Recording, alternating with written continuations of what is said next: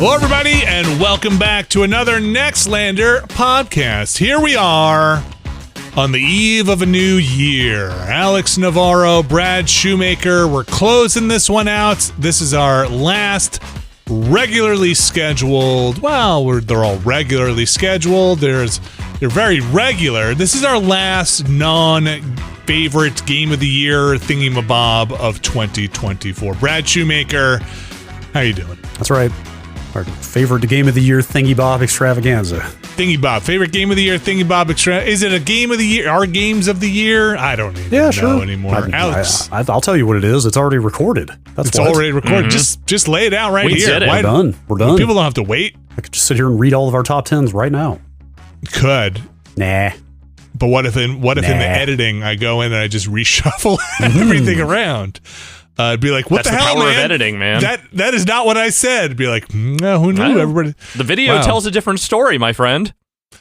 And my number one game is, and then my voice just comes in. Yep. Final Fantasy Rebirth. Extremely awkward editing. Make it as obvious as you can. Yeah. Concord. Somewhere I have audio of all of you guys saying the names of every game that came out this year. Mm-hmm. So I could do it. One could do it. I heartily endorse this video game or product. Too much audio. You guys have just recorded too much stuff? The bots know. That's for damn sure. I do think about that sometimes, the fact that there is just so much of my voice and my face on the internet that it would be extraordinarily easy to do nefarious things with that. Oh, yeah. We've done the, which I highly just recommend for everybody. Do you remember when we were growing up as kids? I feel like we've come full circle here. There was the Stranger Danger, and you had to have your passcode, your family safe word, in case somebody was going to pick you up. But that's right. Yeah. Somebody was going to pick you up from the park, and you have to be like, "What's the safe word?" And it's banana, and then otherwise you don't get in the car with them. It was taught in all our public schools. Yes, I was repeatedly taught this by a variety of elementary school teachers. I don't think we got that one. It is how you did not wind up on the back of a milk carton, okay? Well, one of the ways. One of the ways to mitigate. So now we are back full circle, and everybody needs to have their, are you AI or are you really my family member? What's my non-AI word? Yes, exactly. Which I'm going to share with everybody here today, so that I can keep it a secret amongst everybody, because I trust everybody here to call me on my personal phones and stuff. Which is a weird thing. I guess it's kind of felt weird to me when I was doing it with my family, being like, okay, we need a word that if I call up and I'm like, hey, I'm in trouble, send me $5,000, son. wire me money. No, I need Amazon gift cards. I really need you to get Amazon gift cards. I need $5,000 in iTunes gift cards right now, or they're gonna do really bad things. What's the safe word? Shit. No, you got to do something that isn't like part of your normal speech pattern.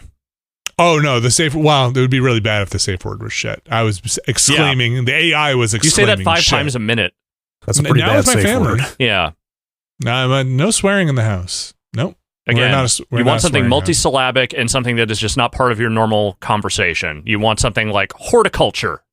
There you go. It's a good one. Yeah. But it has to be memorable. Otherwise, nobody's just going to remember it. I can remember that. Okay. Well, now I know. Everybody knows. It's not that. It won't be that because I said it out loud. No one may know my password. I assume you guys do not have this functionality yet with your partner's family? Haven't explored this quite yet? No. You know, we will get to the point. I firmly believe we will get to the point where this functionality will be built into something like a 1Password. Oh, yeah. Google Authenticator. Or like Apple is working on an iPhone feature to deal with this right as we speak. Yeah, where it's 100%. Just like it's a rotating key that somebody would have that you're like, okay, read the digits. Jeez, man, the idea of authenticated phone calls is extremely grim. Yeah, but also like super imaginable, right? Yeah, no, totally. And like necessary, it seems. Well, it might be the only thing that gets people to actually answer their phones for like going forward. I also believe cell phones will just have a whitelist at some point, because I find that nobody calls anymore. And also, if they call, then it's probably something important. Telephone firewall. Yeah.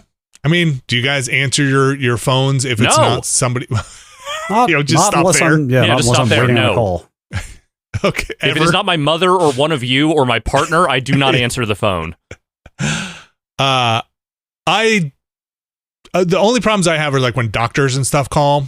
And even then, They can leave voicemail. If you're not leaving a message, then you've messed up, right? Yeah. If you're not leaving a message, I just don't want to have to deal with the increasingly arcane. And it's amazing for me to say this because I thought we had reached peak arcane, but increasingly arcane. What do you call it? The automated messaging system, the prompting. Like push 1 for this. Oh yeah, when you're talking to a call response push robot. 5 for this. Push 7 for this. Mhm. Push 9. Do you guys think you've gotten an AI on the phone yet? Calling somebody? So No. oh I wait, bet- wait. Are you talking the fake person? The fake somebody voice. not Yeah.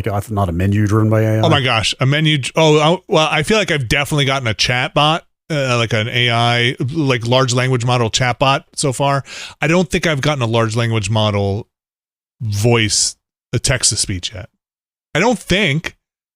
I feel like maybe I've gotten voicemails, but they could just be recordings. It's hard to tell. The fact that we are even having to have this conversation means we have officially gone too far. Everything has fallen way too far down the hill, and there is just nothing left but to just give up. That's right. We should have stopped at Dr. Spatzo. Brad, do you think we get the app, the authenticated phone call app first, or do we get phone captcha, where the phone picks up, if you're like answer, the phone will pick up for you and just like ask, like try to get it to fit a puzzle piece into the shape of a missing piece of a cat or something. This is like not that. a viable world.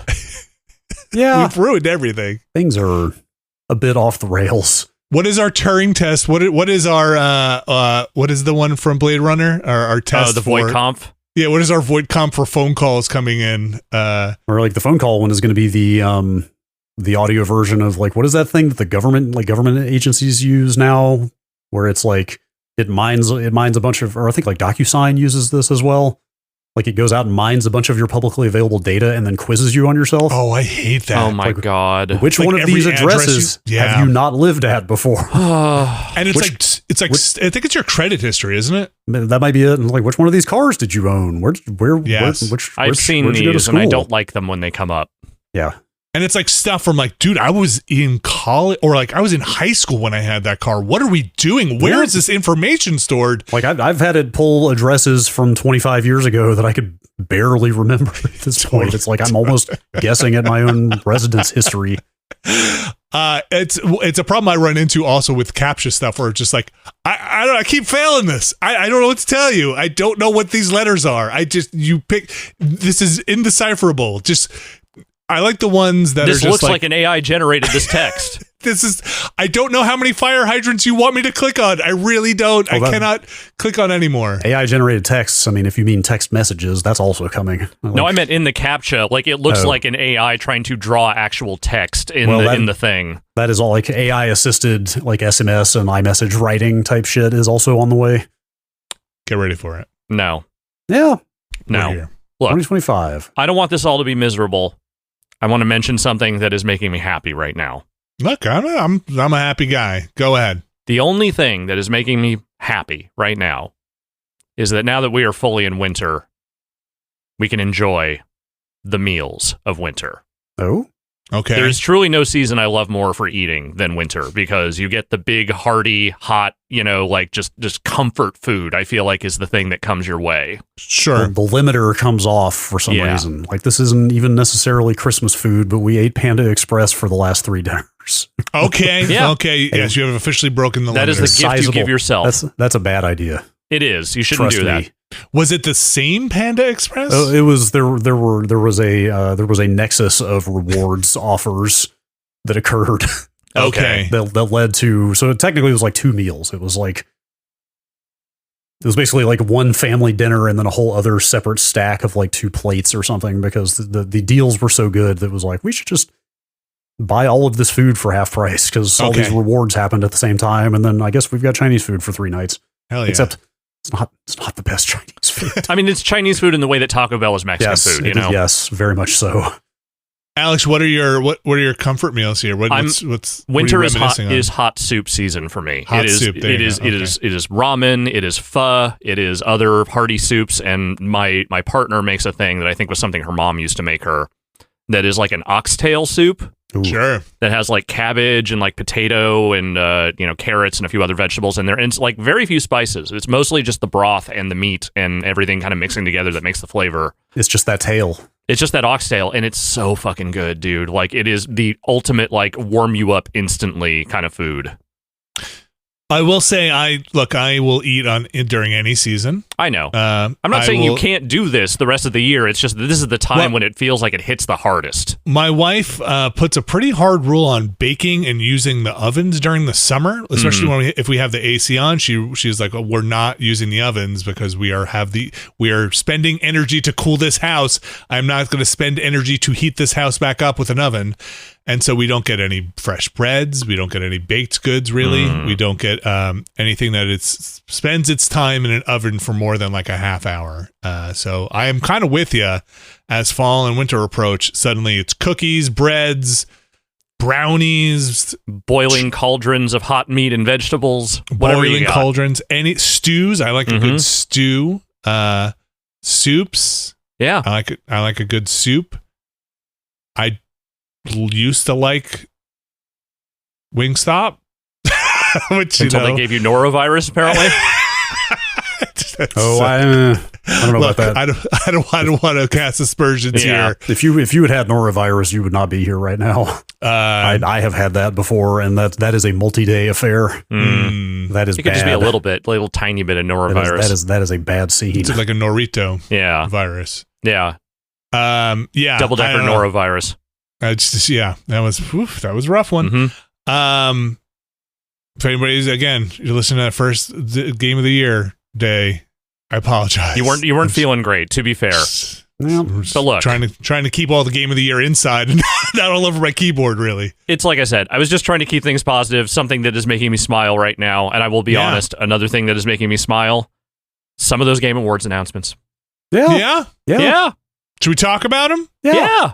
Now, when you say some of those Game Awards announcements, do you mean, before we get into it, outside of the Keighley The Game Awards, or like other stuff in the industry happening right now? Or, because we're going to dive into, really, the show is going to be mostly dedicated to the Keighley The Game Awards. Yeah, a lot of news out of there this year. Yeah, I don't care about any of the other shit. I'm just talking about the games they showed. Okay. Let's get into it then and start. I thought, where do you want to kick off? Should we kick off with the announcements? Show maybe first, and then get into the meat of the announcements, because I feel like the actual amount of time we want to spend on the show is not that high. I thought it was a long show. Yeah, I think objectively one could say a pretty long show. I sat and watched the entire roughly 4 hours of it. Yes, live. Long show. They were not telling speech givers to wrap it up apparently this year, which is probably for the best. Yeah, I think the quality of the production was probably the best it's been that I've seen so far. It's always gotten a little bit better with each year. Yeah, I mean, they are definitely still doing the let's cram 4 awards categories into about 45 seconds, and nobody who wins can speak or do anything. Like, this is basically a commercial bump where we're handing out, some 5% of the awards we're going to do for the whole night. Yeah. Yes. In less than a minute or whatever. But the people who did get to come up, seemed like they got plenty of time. Harrison Ford was way more coherent than Al Pacino, thank God. Yeah.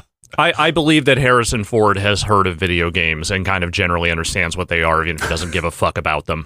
I also like when he said, he gestured to Troy Baker and was like, this guy did a great job on the game. And then he was like, if I'd known he was going to be that good, I would have done it myself. I think he really meant that. Oh, I absolutely. I don't think he's fucking around. Because I think Harrison Ford is genuinely annoyed when somebody shows him up. He's getting up there. He might have thought that, but seeing him up there, he's in a show too. My wife said, is like, oh yeah, he's getting up there. I'm not sure. Yeah. To be clear, I don't mean he would have done it himself. What I mean is he was serious about being annoyed by it. Maybe. Just cranky enough. He is maybe our most famous grouch right now. Oh yeah. How tall is Troy Baker? Pretty tall. Fairly tall.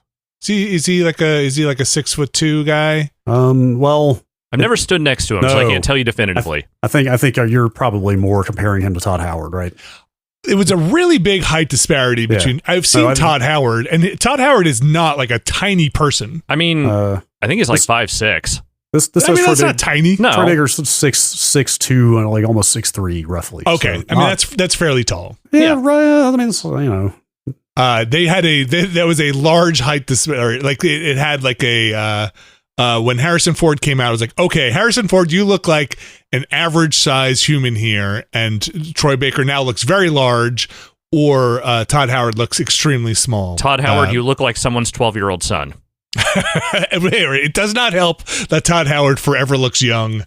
But yeah, I did not realize that Troy Baker was that tall. I guess there are just a lot of tall people in the industry.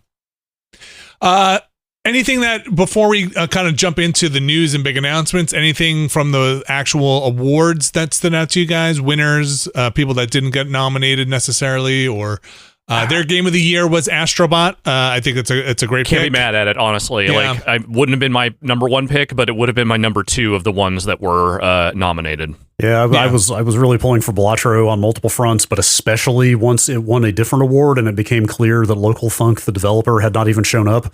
Yeah. Oh, because I don't know if that was a PR rep or who. I think it might have been a rep from his publisher that went up and gave a speech that he had written.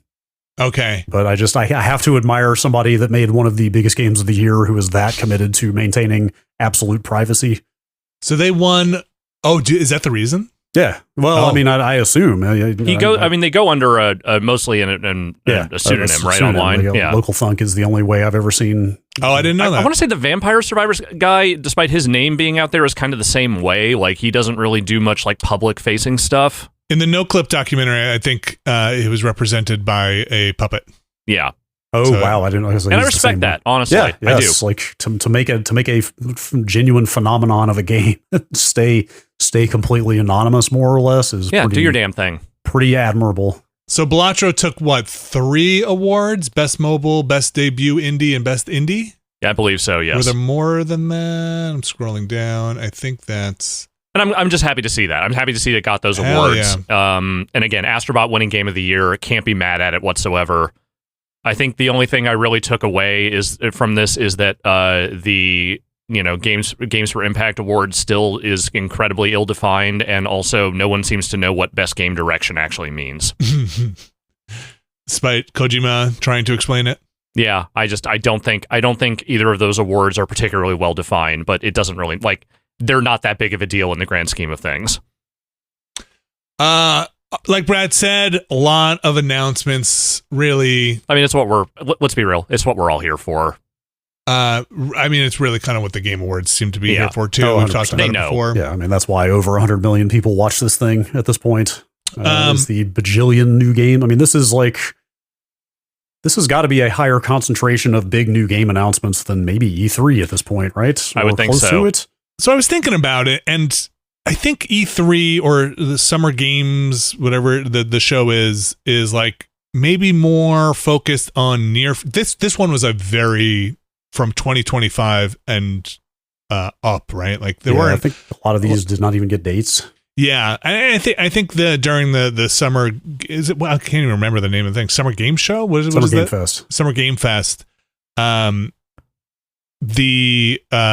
The focus is maybe a little bit more on stuff that's coming out in the near future or has dates on it. Though that's really probably not a wholly accurate statement. I'd have to go back and check. But I was kind of surprised putting some of my list together about just how many of these things didn't have even seasonal dates, right? No, like a couple of them were summer here and spring here, but a lot of them were just no date. We're just going to show a thing.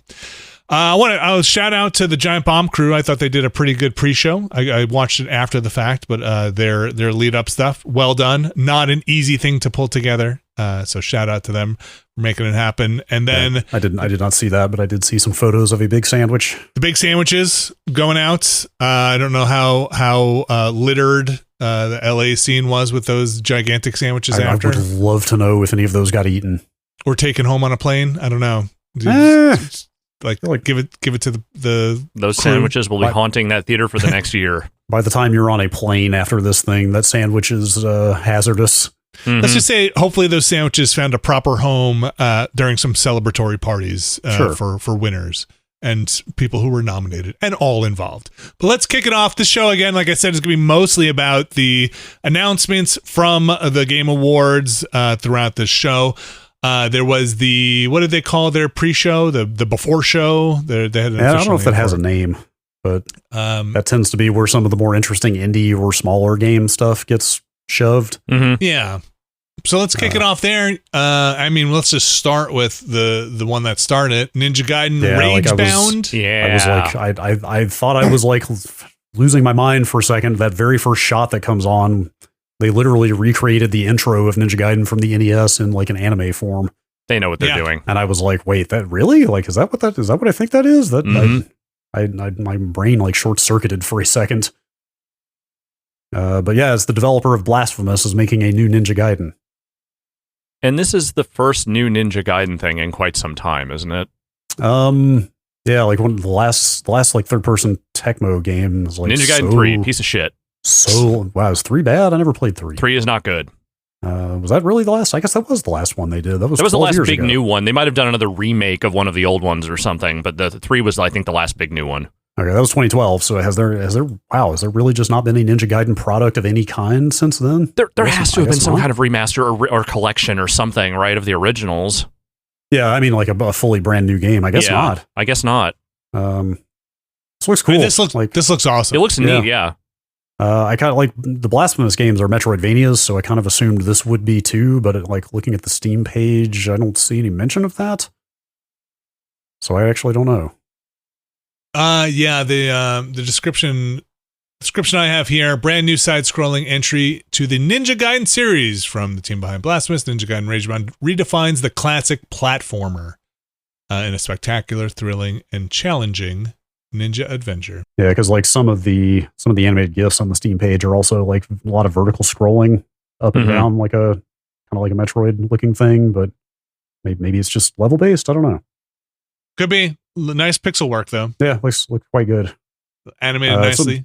I think some nods to the original arcade game in there. I thought I saw with some like swinging on stuff. I'm not sure. Swinging on a pole. Yep. Single player so far is good information here. What? 2-player co-op at the same time. No. Red Ninja, Blue Ninja. One ninja to rule them all. Mm-hmm. That's 2025. That's soon. I don't know if you know that. Yeah, but that could be soon or that could be far away. It's within the next year. It is within the next year. That is a date announced within the next year. Okay, what do we want to pull out next year?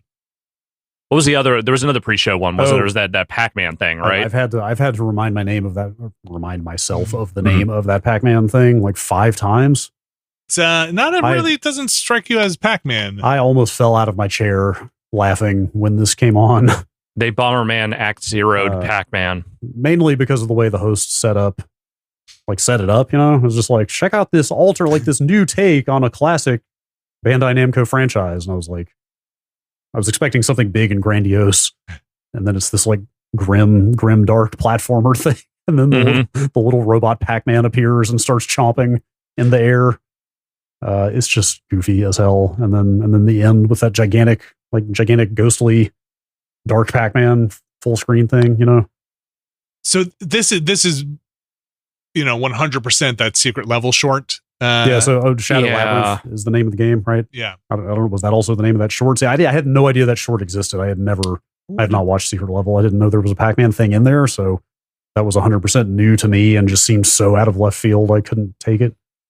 And I think it's wild that they actually had a game tied to that thing and showed that thing and then had the combination of events, right? I think is still pretty. Yeah. It's kind of making me think that actually a lot of those secret level shorts are probably like ahead of time advertisements for new things, because I think there's also a Mega Man thing that is in development. You mean a new game? I think there might be something in development right now. Like people seem to really like that secret level. I don't think I've seen anything bad about it. I've seen a lot of people I know who are like pretty effusive about it. Some of them I like better than others. Yeah, sure. Yeah, it's an anthology, and they're not all going to hit. Yeah, some of them seem to end right when they should be getting started. Because they're pretty short. Somebody I know was straight up saying, like, I watched the Concord one, and it made me want to play Concord. I was like, oh man, they sure did that out of order. Where were you people 3 months ago? I need to. I don't know if that. So we were talking. Where was it with Patrick, who had like the screener? Because I don't know if all of them are up quite yet. Concord was not in the initial wave, like the first. I thought it was just 2 releases, right? So I would assume they're all up now. Well, I don't. Were they going out weekly? I don't know what the time frame was between them. No, I thought it was just 2 waves. Like it was like, here's the first batch, now here's the second batch. Oh, I could be wrong though. When I checked and when I looked, I think I just showed my wife the other day. It was still just the first season of, the first 7 or whatever it is of them. It was like Sifu, Baldur's Gate, Pac-Man, a couple of things that I wasn't really was surprised they had games for, but I didn't watch them all.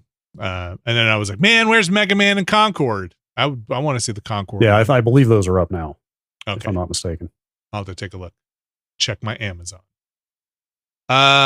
This Secret Labyrinth thing looks Shadow funky. Labyrinth. Oh, Shadow Labyrinth. Yeah, whatever. I mean, it's not a good subtitle is the problem. Like, this is not a memorable title. Yeah, so I'm not like 100% into this art style or the animation in it. I mean, it looks fine. It's, we'll see if it's any good or not. It's more just the concept is so dumb. Have we looped back around to nostalgia for the time when they were trying to edge up old video game franchises? I could get us done. I mean, because I've thought of Bomberman Act Zero the second this thing came around. The problem is that game took itself incredibly too seriously. Yeah. And if this is not taking itself that seriously, then I could be okay with it. Like, this might be a little. You guys should watch that secret level thing if you get the chance. You may be surprised that what the roles of the characters are. I don't want to spoil it here for anybody. Okay. So I don't know if it's quite just edging up Pac-Man versus really just rethinking everything Pac-Man might be. And what does Pac-Man need rethinking? I don't know. That's a great question. It's a beautiful game. What's to rethink? I don't really know. What did they do? Yeah. So I was surprised to see the Sifu developers are making a soccer game, and it looks pretty cool, honestly. Yeah, like it's not. I mean, I'm not in the market for a soccer game, so I don't really have much of an opinion. But people who are seem to be pretty into what they saw. Is that Rematch? Yes, yes. I kept waiting for some martial arts thing to happen, just because every other game I know of that this developer has made has got like a strong martial arts core to it. But it seems like this is pretty straight ahead soccer. Well, it's straight ahead soccer, and the thing that seems like it fits maybe within the framework of something like a Sifu is that it seems like it's using a similar animation engine to what they did, where they were like with all the martial arts moves in Sifu. Like it feels like there's a real fluidity of movement in it that feels like it is tied to that. Yeah, you can kind of, and it's also the camera is like kind of unconventional, right? Because it's really low to the ground and behind the back and up close compared to your FIFAs and your FCs. Yeah. But that's really what this is, and I think what the enthusiasm is that like more indie developers tackling sports in a meaningful way is a good thing, because the EA 2K stranglehold cannot stand for that much longer, I think. And something like this, something like Tape to Tape, which is more of an arcade hockey game, like there's options that are starting to bubble up out there, and I think people are just very excited for the possibilities of that. Yeah, that's cool. Also, this seems more like an action soccer game. Yeah, it's arcadey, but that's fine. Like if it's good and the you can still be tactical about it while having a goofy time, like that's great. How many footies are on a pitch? How many soccer hooligans? It's winning 11, so I assume it's 11 players. Dang, that's so many. This is 5v5, so this is like the Blades of Steel of Yeah, this is like that 7v7 football. Yeah, right. Yeah, it ain't right. No, I think that looks pretty cool, and not even being into soccer, I will definitely try that one out. I think that's cool. I think we need more action sports games. Mm-hmm. I agree. That isn't just the Mario domain. Yes. Yeah. I guess we could just go through this chronologically, since that's what we have started doing already. Sure. Well, should we take a break before we really get into the meat of this? Yes, that's a good idea. We think we are done with the pre-show. We should probably just start with the main show right after this break. Stick around. All right, we are back, and it is time to jump into let's just say what the Game Award considers its main programming, the Keeley block, where Jeff comes out doing his Jeff presentation thing. Stage looked good this year. Yeah. Nice setup. It's very, like you guys said, very professional, very tight. They got Statler and Waldorf. They did, which I think the heckling was, despite what you might think about the bit, I thought they were pretty on point in terms of. I have a feeling about this. Okay. I think the jokes that they went with are specifically the ones that Jeff Keighley wanted to take the air out of. Oh, yeah. Oh, definitely. They were too close to the bone to be written by anybody else but somebody who is the target of those things. Like the whole does Kojima know he's really your friend thing. Yeah. Like that is very much a, see, I laughed at myself. You can't make that joke anymore kind of a thing. Mm-hmm. I will never stop making that joke. You can't hurt me anymore. Mm-hmm. Yeah. Or like the biggest benefit of the doubt, which would say laugh at yourself, right? Like just he's in on the joke. I'm not saying he can't take it. Clearly he can take it. I'm just saying I think he knew. I think he knew what he was doing there. What if he didn't know? What if Kojima wrote that and afterward he's like, "The fuck? What the hell, man?" I don't think Kojima gave a fuck. I think Kojima went off to go hang out with Timothy Chalamet after that show. And Harrison Ford. Hey, I can still scan you. Leave me alone. Leave me alone. Was he actually scanned? Was he actually hanging out with Timothy Chalamet? There was some photo going around of, I think, Timothy Chalamet and Kylie Jenner, and it looked like Kojima was like standing at the bar in the background. All right. Just staring. Well, not in the background. Mm-hmm. No. Yeah, kicking off this thing. Kind of just got into it and then we're like, hey, it's The Witcher 4. Hey, The Witcher 4 is here. And a good thoughts? trailer. Yeah. I mean, it's CG, obviously. They are still a ways away on that game. But I think if you are doing a set the mood, what is the vibe going to be with Ciri now as your Witcher, I think that was a very good tone piece. So I have not gotten a read on, I played a good bit of The Witcher 3, but I didn't finish it. I have not gotten a good read on how surprising this is to like the diehard fans that she's the new character. I'm pretty sure they announced like 3 or 4 years ago that when they said we are doing a Witcher 4, it's going to be Ciri. No, what they had announced was it would not be Geralt. Like they had said explicitly, Geralt will not be the protagonist of the next game, but they had not come out and said definitively who it would be. Okay. That I saw, unless maybe they filled that in subsequently, but a lot of people seem to take it as a surprise. That this was a surprise? Yeah.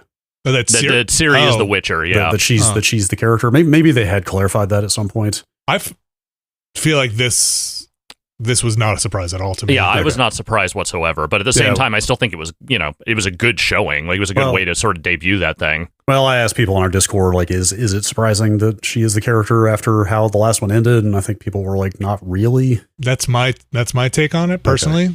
Okay. Maybe I read too much into them being like kind of nebulous about who it would be before when they were just like, it won't be Geralt, and it's like.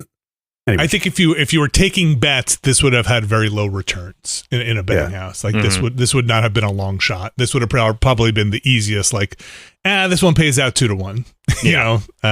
Because there's really not that many other people in the Witcher universe. You could invent a whole new one. You'd have to invent a whole other one. Yeah.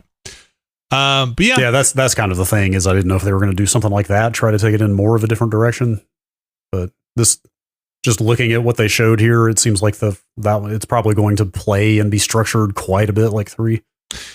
It's the more interesting thing is for me is like, how do you tie in Ciri's powers? She's got a really wild power set that is different than traditional Witcher powers. Yeah, that could be cool.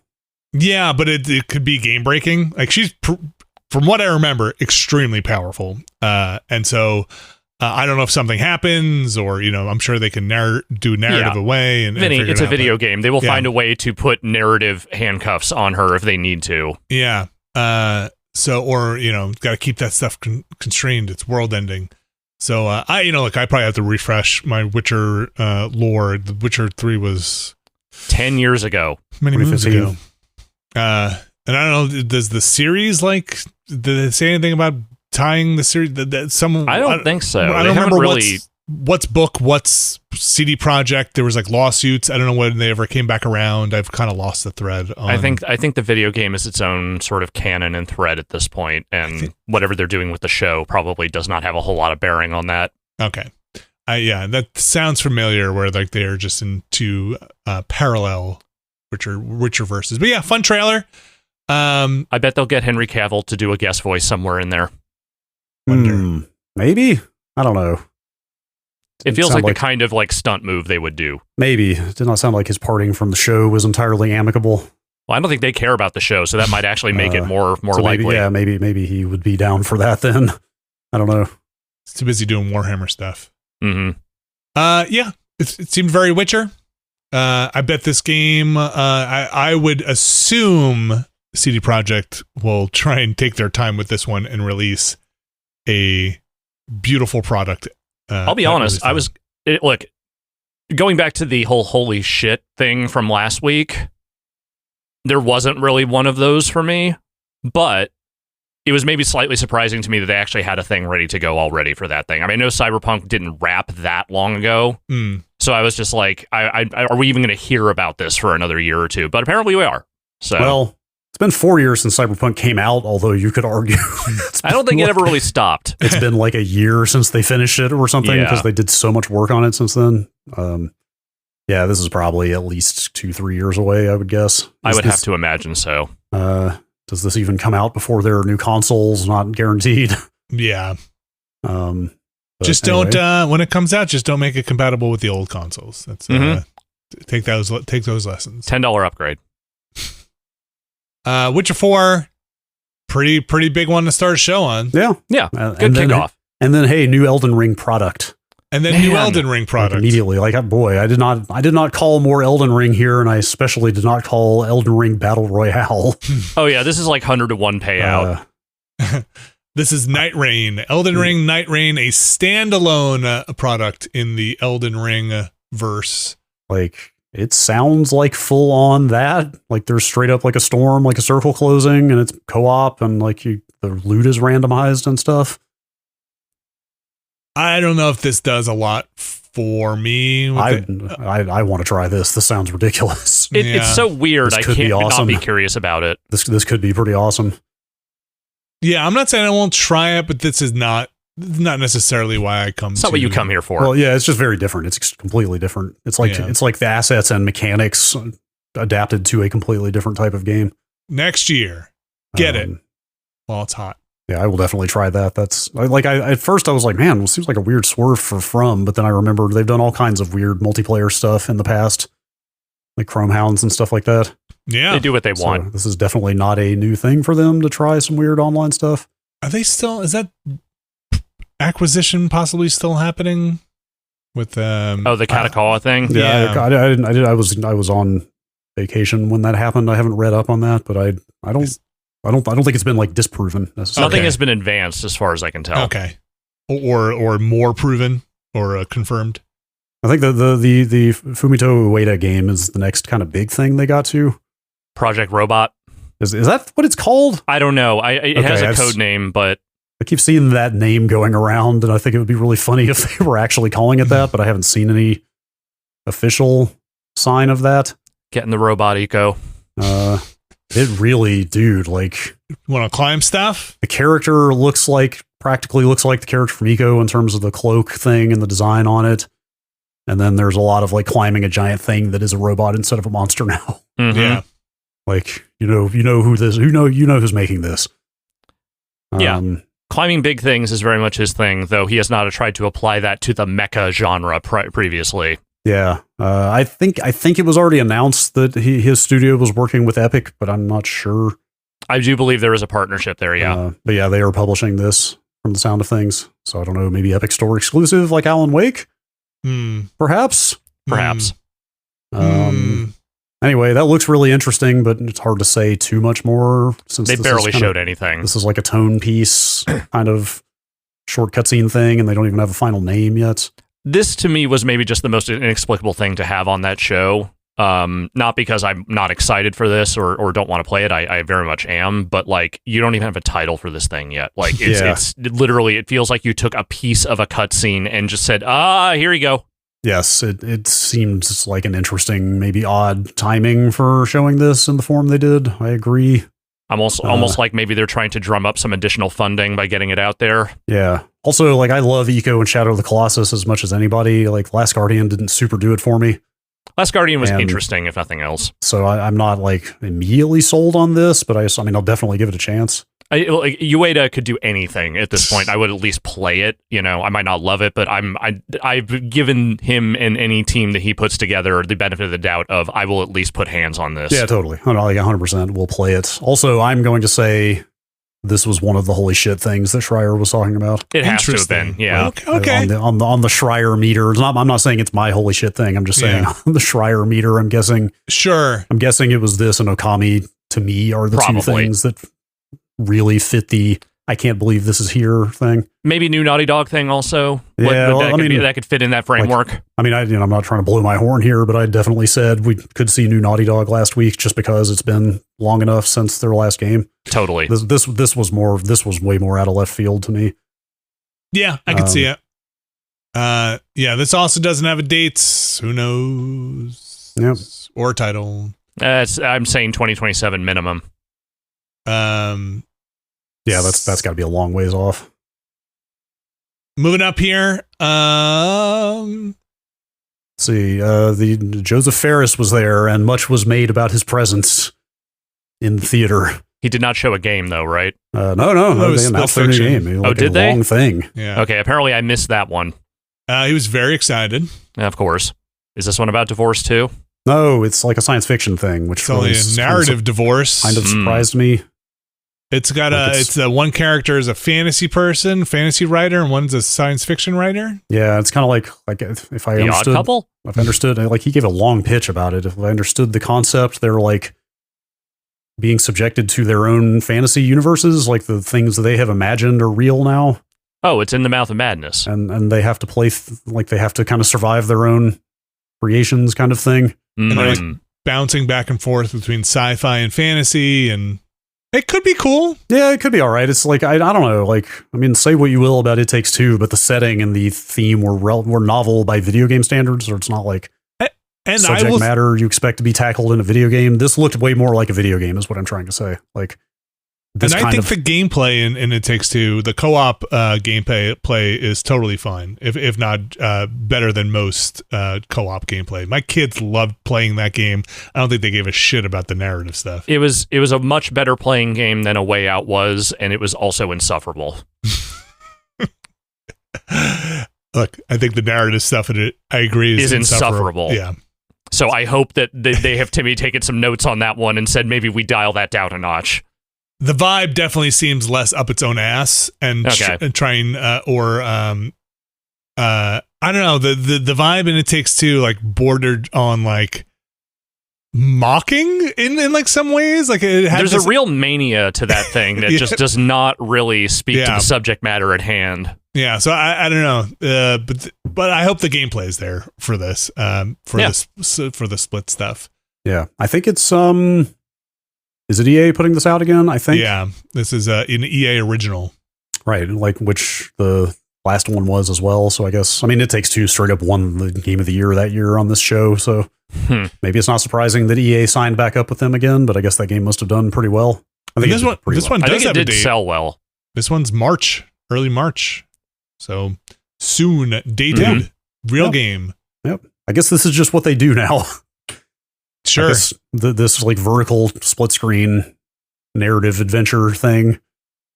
This is at least 3 in a row now, right? 3 in a row with like It Takes Two with Way Out. Oh, yeah. Way Out. I always forget about A Way Out. You just mentioned it's very forgettable. I guess Brothers also fits into that. It's kind of it's not really split screen, but it is split controller. It's not quite the same thing, but they've done this because Way Out was 2-player as well, right? Or could be. I never played it. It was co-op, and you could do it on the same console. Yeah. Okay. I would like to mention the Outer Worlds 2 trailer, just because I'm not a big Outer Worlds fan, but I thought the trailer was funny. It was probably the best trailer of all the ones at the show. It definitely made me laugh when they said, and the sequel to Knights of the Old Republic, and from the developers and of this Fallout 3, the sequel to New Vegas. I thought that was a pretty good bit. Yeah, no, they absolutely nailed the tone of that thing. Even though, like, I'm with you, the game is not necessarily that exciting to me, but obviously they had some fun with that. Yeah, I mean, I hope it's good. Yeah, I know some people really love Outer Worlds. It didn't do it for me. I kind of bounced off of it, but it was a goofy trailer. I showed it to my wife too, being like, "Is this funny if you don't know who these people are?" And she's like, "Oh yeah, I get the bit." And I was like, "Okay, yeah, it's still pretty fun." It's cute. Yeah, I like that first game, but I also put it down when you get to, is it Monarch? I think is the planet. It's one of the main planets. Like I stopped when I got there, so it didn't have time to wear out its welcome. But it seemed like a game with potential. Like a better one would be nice. You know? Like a more fully realized one that seems to connect with people better. Hopefully, they got there. That did not have a date, did it? 2025 is the only thing. Yeah, just next year. Let me just double check. Yeah, 2025. Yeah, that's it. The next thing I have is a couple of games up here, unless anybody has something, and the only reason I mention it is because Keeley said it looks like Transformers, and that was Steel Hunters. And then Keeley said, I played some of that. It's got a real Transformers vibe, which made me then go back and rewatch, because I kind of zoned out during the trailer, and I was like, okay, let me go rewatch this again. That's the Wargaming one, yes. Yeah. What was the joke somebody made on our Discord? This is like World of War mechs or something like that. Which I think is like kind of what they're doing. It's like a big mech MMO kind of thing. Yeah, where they can... This is the world of tanks, people. And like that just never really did anything for me. So I don't know, but you say Transformers, I'll pay attention. Yeah. And also then when I looked at it, I was like, oh, do you mean like Michael Bay Transformers? Because you got to be more specific, Keely, if you're going to really just no one is really doing Michael Bay Transformers stuff right now, I don't think. Like video games or like just in general. I don't think anything from the Michael Bay lineage is really has any forward momentum right now. Yeah. But this thing doesn't even... I went back and I watched it and I was like, I'm not going to say Transformers. There's not a lot about this that says Transformers to me, other than giant robots in this. Well, I mean, that is maybe one of the more fundamental things about Transformers. I'm going to say no. I'm going to say the part where they transform. Pretty fundamental. No. Also, one of the more fundamental things. I'm not saying the two coexist, Vinny. I'm going to say, okay, sure. One part, giant robot. Yeah. The other part, transforming. Yeah, no, look, giant robots in disguise. That the two things, they blend. Those are the pillars of Transformers. Anyway, I don't have to spend too much time here. Just no, gotta be careful with our words. You know, can't just throw stuff like that around. What do you guys have up next? They did this game changer bit, which feels like a very Keeley approach to addressing social conditions in the game industry, but like the guy that they chose for this seems like he's certainly got his heart in the right place. And like I saw developers saying like, yes, this guy's doing good work. Yeah, this was definitely a very heartfelt thing. Trying to help laid off developers find jobs. And you're right. I think it was interesting to see. I had missed this when people were talking about it at the night it happened, but I went back and I watched it, and it was interesting to see Keeley say, look, we don't really know how to address this stuff in the format of an award show. Like, but here's a way. I think you could have thought about it long enough, and you would have come to an actual conclusion. But I think the real thing was he did not want to think about it that hard. Or we don't know how to address this without endangering some of the access we depend on for the show to go. That is the unspoken truth. That is the read between the lines. So I thought it was interesting to hear him kind of just be like, and then pitch it to somebody who could handle it in a sincere way. But yeah, that's something though. Good on them, and I hope that reaches more people with that promotion. So. Yeah, I mean, I thought the guy gave a pretty good heartfelt speech. I thought. Mm-hmm.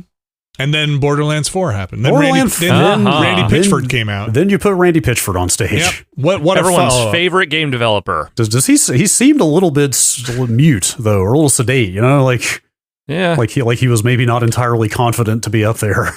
That Borderlands movie extremely did not do well. Yeah. Yes, that is an understatement for sure. Maybe that whole process took a little of the magic out of Randy Pitchford. Yeah. There was no card trick. There was no guess the game. No, it's fucking Borderlands 4. You know we're making Borderlands 4. Here's your Borderlands 4. Your Borderlands Boy, 4. it sure looks like Borderlands. Oh wow! Look, that is like the third time now that there are 3 sequels. That is the third time somebody has made that joke.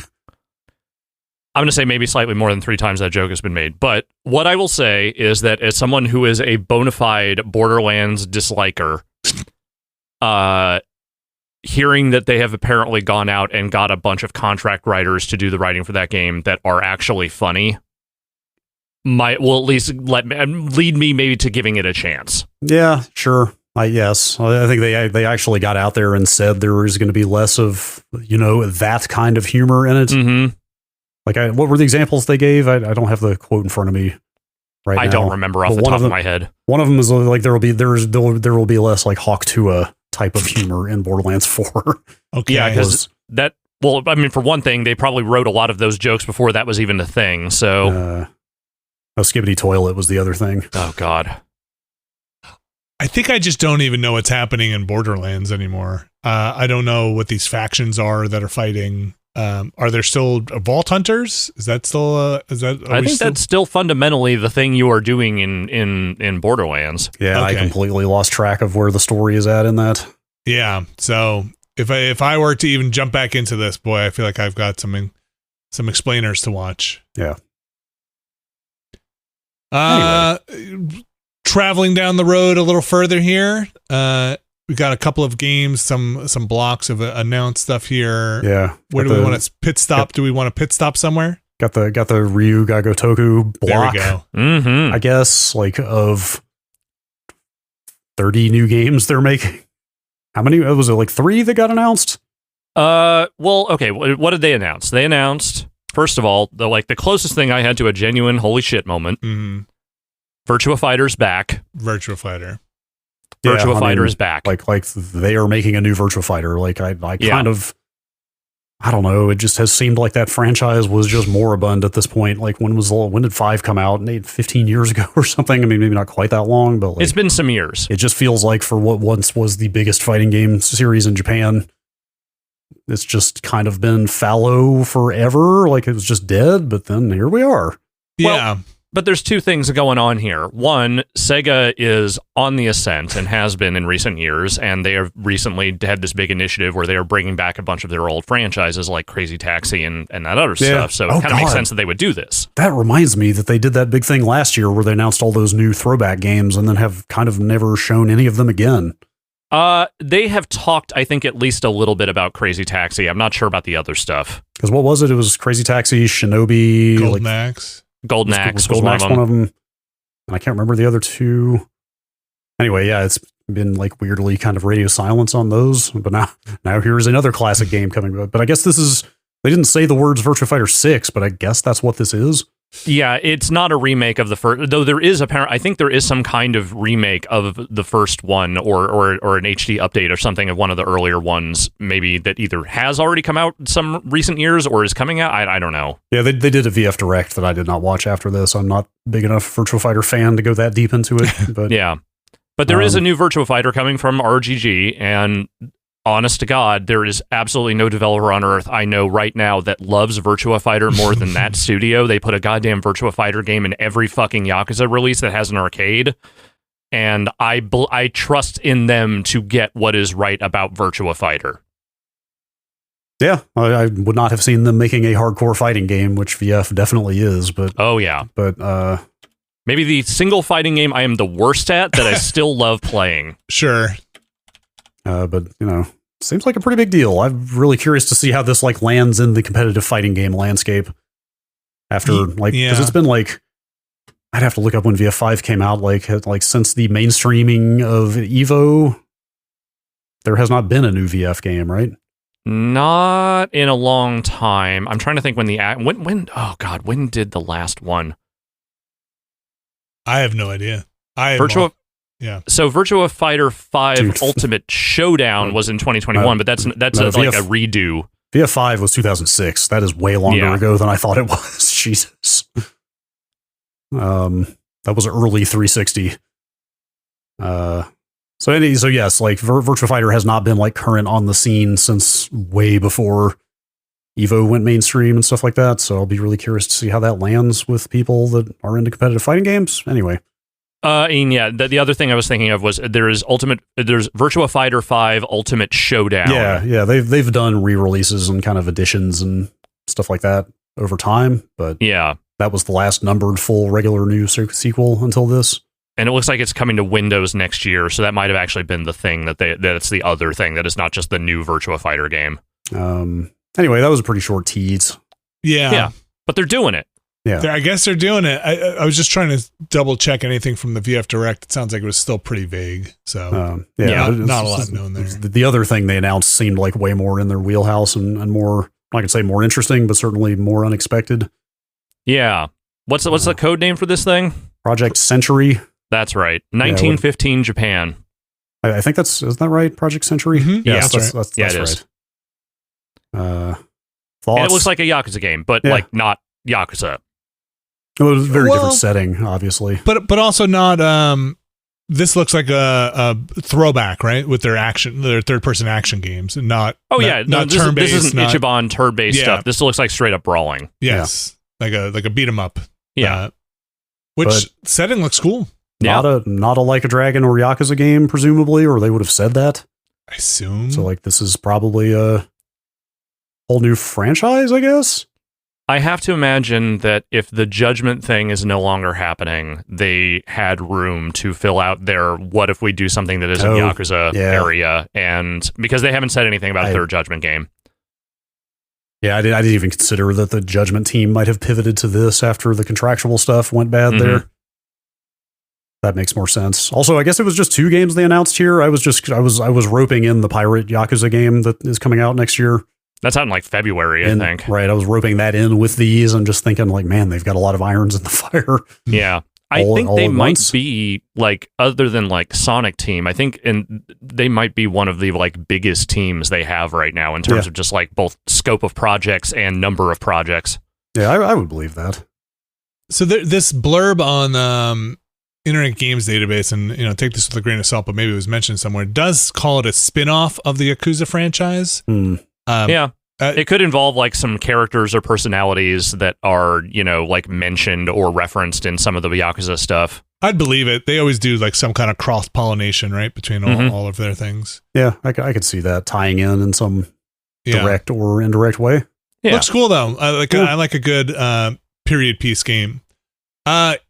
Let's do a couple more here, and then let's take another break. We can't go to the break before we talk about new fucking Turok game. So Dude, I know what are we doing? I know we said our oh shit moments, and we said maybe Virtua Fighter, maybe that other eco game, but for me this was probably the oh shit thing that was just like, oh shit, what are we doing? Yeah, that's not an oh shit, that's an oh shit. Oh shit. Well, God. I don't know, it looks decent. No, the actual quality of the product did not look terrible by any stretch. It's just, why are we doing new Turok? What are we doing? Actually, like graphically at least, and also some of the weapon designs and stuff, it actually looks pretty good. Yeah, looks like a modern, like big video game. It's getting put out by Saber or developed by Saber. Has Turok gone third person before? Like, I certainly fell off Turok a long time ago, but like, you're asking the wrong Turok. I don't think I've ever played a third person Turok if they ever did that before. I'm not sure if they have done a third person one before. But yeah, depending on where this goes, this could be a lot of fun. This could be, I don't know, Alex, maybe this could be right in that B game territory. It doesn't seem like it's getting pitched as a B game, but you never know. I mean, it is Saber, so like you're maybe falling more in that direction than you would the other. I mean, they just put out Space Marine 2, right? I guess you could kind of get a sense of what they might be bringing to this. Yeah, it's do it. Let's do it. Whatever is old is new again. Mm-hmm. That's what the game industry is doing now. Mm-hmm. And this is again Turok Origins. Their key arts on it. Let me just pull it back up again. I think it had like 3 people on it, so I wonder if there's any kind of co-op in it. Yeah, that's what I was wondering specifically because of how Space Marine 2 turned out. I wonder if there's a co-op element to this as well, maybe. on the, again, this is Internet Games Database stuff. Some of this is put in as incorrect, but their game modes do say co-op on there, single player, multiplayer, and co-op. But, you know, again, take that with a grain of salt, but I believe it. Like you just said, Brad, that seems like a direction they would go. Maybe a single player and then a cooperative mode. Yeah, maybe. Third person, so I can get all the cool cosmetics and see them on my Turok. Yep. Yep. All right, let's actually let's get to this next one here, and then let's take a break. We'll come back. But there was a big Helldivers 2 drop, a live drop. Yeah, new faction, like the new faction that everybody's been waiting months for, just out of nowhere. Hey, it's out now. I booted this up to try it out, and jumped in. It's there. It is truly there and live. That bottom part of the map is now accessible. You can go fight the Illuminates down there, and they're a pain in the butt. So they're a mix between hordes of zombies and big armored flying guys that will come mess you up real quick. And some like War of the Worlds looking Strider things. I didn't see any of the mechs. Look, when I jumped in there, I did it by myself, so I bumped it down in difficulty, so I didn't get a vehicle. I was looking around for if it's a stratagem or what. Couldn't quite find where to get it. And then I didn't see any of their mechs or whatever. But fighting enemies definitely different, because they will rush up on you and swarm you. And then the actual Illuminate guys will kind of buzz around, and they have shields, and it's a pain in the butt. So I brought a flamethrower in there, because what do you fight zombies with? Flamethrowers. Fire. Yeah. Burn the brain. So I'm hoping, fingers crossed, this launches. I have not checked in on like the subreddit for this or what's going on. Hopefully this launches smoothly, because one can only hope. Yeah, I mean, I think it has. It's almost a week now, and I haven't seen any complaints. I think it's probably fine. Okay, nothing's completely broken. Yeah, I mean, I'm certainly not on the look how many players they've lost train or anything like that, but I think their server load has gotten tremendously more manageable. Yeah, I didn't even mean technically from that. Just like, is the balance good? Oh, or just like, enjoying do people like it or not? Yeah, right, exactly. I always see a lot of up and down with their war, and there is a new war bond out with this. Up and downs with the war bonds, and some of it's been pretty up and down. Like, hey, everything in this war bond is kind of stinks, and they've added some more cosmetics for vehicles and stuff in the war bonds, and that's also in this stuff. But yeah, I'm excited to get in there and open it up, and I wonder if this will. I wonder if they'll supplant the automatons for the. Let's get in there and really spice things up. Interesting to see. Yeah, I gotta get in. I gotta get in there over the holiday. I gotta round up some friends and check that stuff out. I didn't see anything else. I'd have to spend more time with it. I didn't see anything else about like increasing drops or new materials and stuff for it, because they did add a couple more stratagems in there. So I'll have to take another look, explore it more. But let's take a quick break here. We'll come back with the back half of the Game Awards releases, news, and announcements right after this. All right, we are back, and there is plenty more Game Awards to go through. My next thing that I have on my list is a little ways off, and I suspect you guys probably want to talk about something in between. And it's mostly because I have no nostalgia for this game. Okay. Onimusha. Or which game? Onimusha. Onimusha, yeah. No, actually, no, I have no nostalgia for Onimusha either. Kind of in the same boat. Oh, really? I never played those games. I misread the room. I may have played one. I've got nothing against it. I think this is like second, third tier on the holy shit meter. Okay, yeah. I think it was Okami and Ueda primarily, and then Virtua Fighter, and then this. Yeah. That's funny. I really thought one of you guys would be like, I was a big Onimusha fan. I genuinely am not sure I've ever played an Onimusha game before. You might have reviewed an Onimusha game. Hang on. These are bold claims. I feel like I remember assigning one to you, but No. I could be completely off. I don't think so. I reviewed a Dino Crisis game. Yeah, we've all had to review a Dino Crisis game in our time. I reviewed the Dino Crisis in space. Which one was that? Was that 3? Oh, yeah, that was 3. That one sucked. Let's see. Onimusha Warlords, reviewed by Joe Fielder. I really don't think I did. Okay. You might be right. I might be misremembering. 3 came out in 2004. Let's take a look at that. That's great, Kasavan. Yeah. No, I don't think I don't remember. Okay. That was the Jean Reno one. That's right. Yes. Remember when they put Jean Reno in an Onimusha game? I do remember, and I think that might have been the only one I ever played some of. That was strange. Anyway, they're making a new Onimusha. They're making a new Onimusha. Look, this is a holy shit scale thing. It's just more on the, like you said, third tier of like, oh, I just did not expect they were ever going to say the words Onimusha again. Yeah. Capcom has been getting a lot of mileage out of bringing their old franchises back. That is true. As we will see again later in this very show. Yeah. But they keep doing such a good job with it that it's hard to knock them for it. Yeah. And like, hey, maybe this will be my Onimusha. Who knows? Yeah, maybe. Knows? We'll see. Know. That's got a 2026 date attached. Way of the Sword. Mm-hmm. Yes, the name of it. Way of the Sword. I feel like you don't get much from this trailer. You can kind of get a sense of some of the boss fights, at least. Yeah. I wonder how soulsy it goes at this point. Yeah, that's kind of what I was having nothing with Onimusha. I was like, oh yeah, okay, I recognize this style of game. Yeah, how much like Onimusha is this? And those original games were like Resident Evil style, right? Like pre-rendered backgrounds and stuff, I believe. I don't know. I didn't play them, like I said. I was just never into Onimusha really at all. But it's just one of those names I've heard floated around a lot. Oh yeah. All right, we are in the block of stuff that is, some of it's new, some of it's not new, some of it's interesting, some of it maybe is more interesting to other people, but cannot deny the interest of Post Malone Hunt Showdown. Mm-hmm. Oh, I don't know. I maybe could deny that. Oh, what is a Post Malone? Oh boy, he's a guy. And like where on the pop? Like, why is Post Malone in a Hunt Showdown? Okay, Post Malone. Post Malone is specifically in a video game because he was popular, extremely popular, about 6 or 7 years ago, and that's about how long it takes for a famous person to eventually find their way into a video game. Okay. He's also in WWE 2K this year. Okay.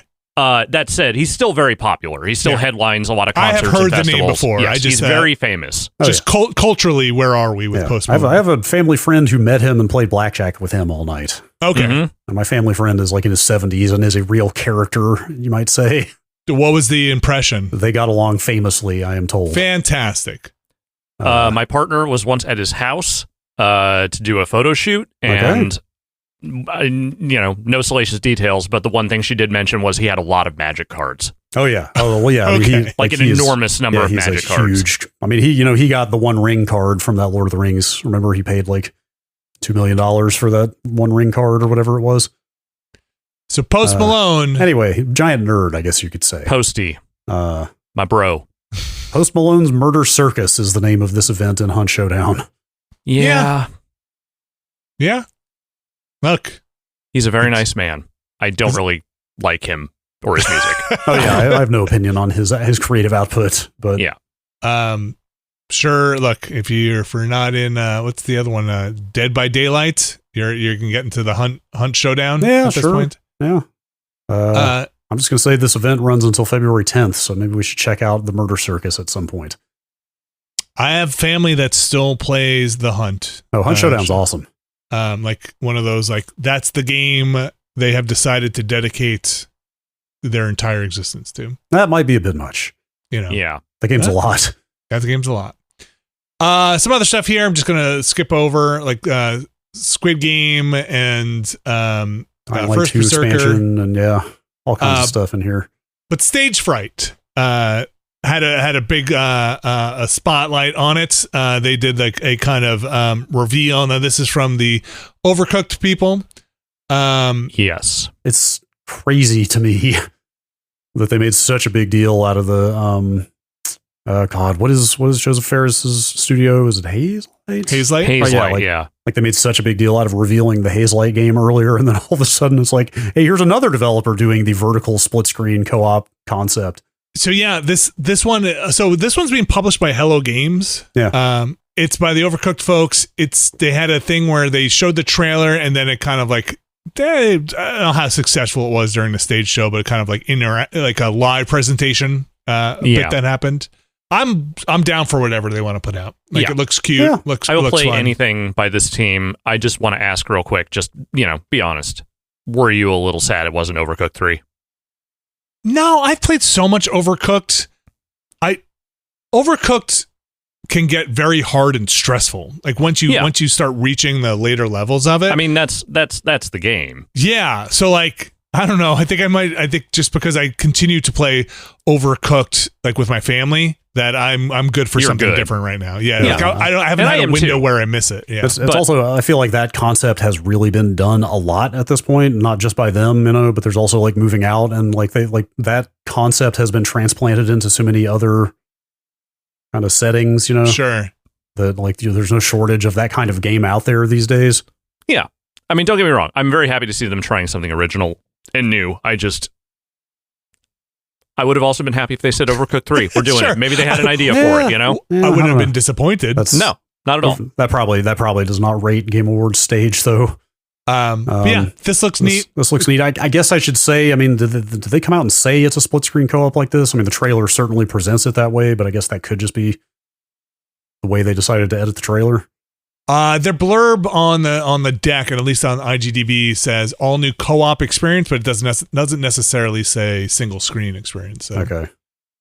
Take your friend on an amazing adventure as you explore, solve escape rooms, overcome fiendish obstacles. I should also say, just so we are 100% clear, the IGDB data at this point also says game modes single player. Mm-hmm. So that data might not all be there yet. But that one looked cool. Excited to see what they have in the works. That one also no date, I believe, on that. Let's see what's next on my list of things I pulled. Is this a Double Dragon game that I had completely forgotten got announced? Yeah. Yeah, that's the sound I kind of made. Double Dragon Revive? Yeah. Is that just a full-on fighting game? Like the footage it's hard to tell from the footage because it's kind of cinematic in nature. I think they've just gone to the Double Dragon well too many times recently. Yeah, and very few of those times have been wildly successful, Wait, that's a Yuke's game. That's right. That's Arxis is publishing that, and Yuke's is making it. So that is not selling me on this. But Steam lists it as a beat 'em up, effectively. So it's not a full-on fighting game, even though it looks like it is just a 3D. Did we learn nothing from the aughts? No. We don't need 3D beat 'em ups necessarily. I mean, if you got an idea for it, I'll hear you out. But at this point, it's like you said, there's just too much Double Dragon out there that hasn't really hit. Let a Bobo rest is what I'm saying. He has earned it. Let him stay in the oven for a little bit. Yeah, he's like, what else is there to do with Double Dragon? There's not even an Abobo in this trailer.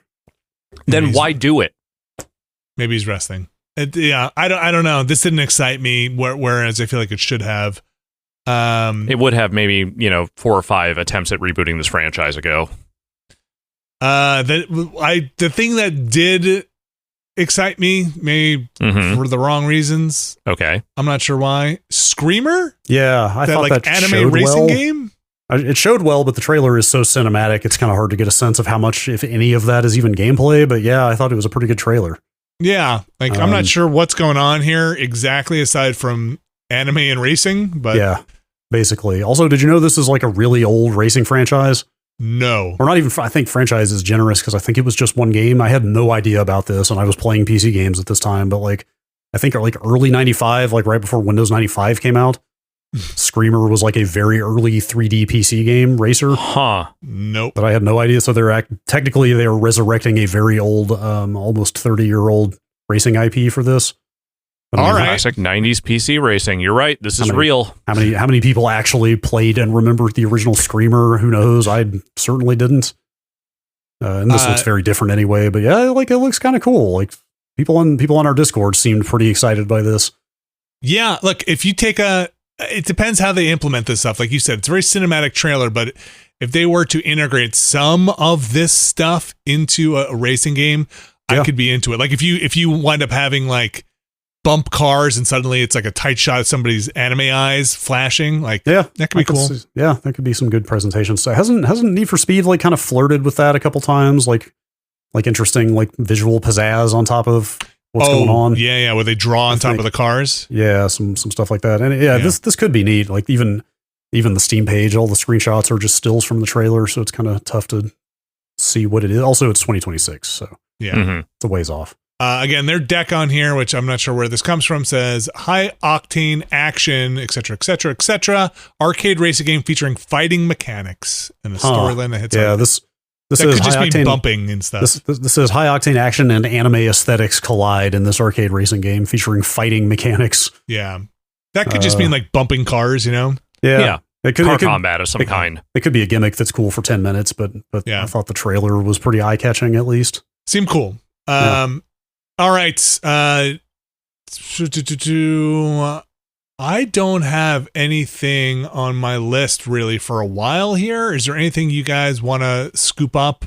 I'm like, if we're going chronologically here, I don't have anything until like the back 5. 10 Chambers announced a new game. I don't know if that's one of the ones you're looking at. What was the name of the game?